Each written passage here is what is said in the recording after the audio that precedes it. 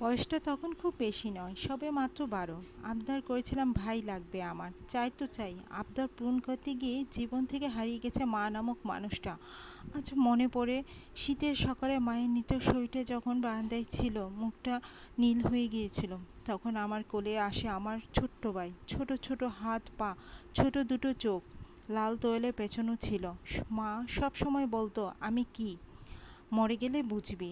সেই দিনেও মায়ের কমতি বুঝিনি। বাড়ি ভর্তি কত মানুষ ছিল।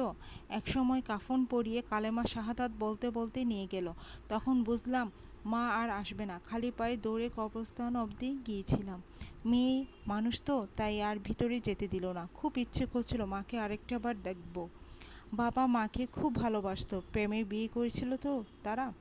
বাবা এক সময় পুরোপুরি ভেঙে পড়ে, সবাই সান্ত্বনা দিচ্ছিল। সেদিন মনে করেছিলাম বাবা হয়তো কাছে টেনে নেবে আমাদের, কিন্তু তার শোক হয়তো আমাদের থেকেও বেশি ছিল।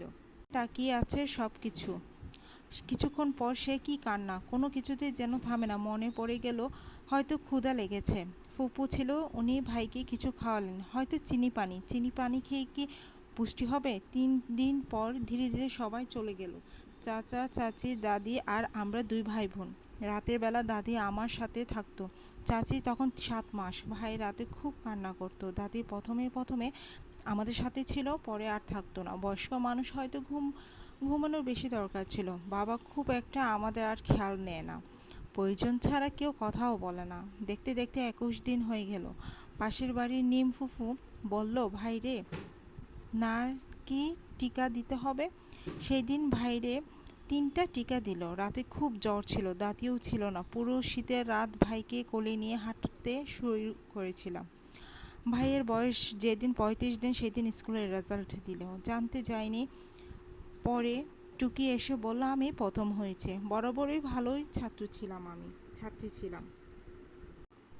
স্পষ্টভাবে মনে আছে, যেদিন বই আনতে যাই কাকিকে বলে গেছিলাম ভাইকে দেখতে। নিশ্চিত ছিলাম যে তারা তো দেখবে, কিন্তু ভয়ও ভয়ও লাগছিল।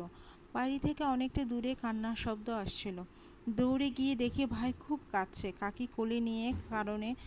কোলে নেননি, কারণ সে বাথরুম করে দিয়েছিল বলে। মা মারা যাওয়ার পর ভাইকে পেয়ে দায়িত্ব হয়তো বেড়েই গিয়েছিল আমার। কিন্তু সেদিন সত্যি সত্যি বড় হয়ে গেলাম। কয়েকদিন যাবৎ দাদিকে বলতে শুনেছি, বউ মারা যাওয়ার কয়েকদিন পর পোলাকে আবার বিয়ে দেব। তোমার তোর ভবিষ্যৎ বলতে কিছু নাই, যাই কই তাই কর, তোর খারাপ তো চাই না। বুঝলাম দাদি বোনের মেয়ে